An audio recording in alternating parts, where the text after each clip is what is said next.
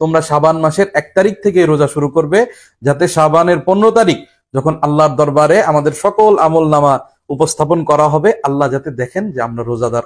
শাবান মাস শুরু হয়ে গিয়েছে। আল্লাহ হাবিব সাল্লাল্লাহু আলাইহি ওয়াসাল্লাম এই মাস সম্পর্কে বলেছেন, রমজানের পরে যদি কোনো মাস থাকে সেটা হচ্ছে শাবান মাস। আর এই শাবান মাসে রোজা রাখা মানে রমজান মাসের প্রতি সম্মান প্রদর্শন করা। আসলে রমজানের যে প্রিপারেশন সেটা শাবান মাস থেকেই শুরু হয়ে যায়।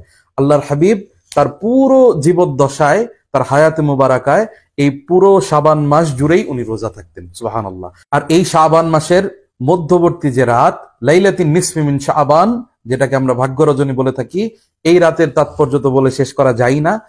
আল্লাহর নবী ইচ্ছা পোষণ করতেন যে আল্লাহর দরবারে যখন আমল নামা উঠবে তখন যাতে রোজাদার হিসেবে সেই আমল নামা আল্লাহর দরবারে উঠে।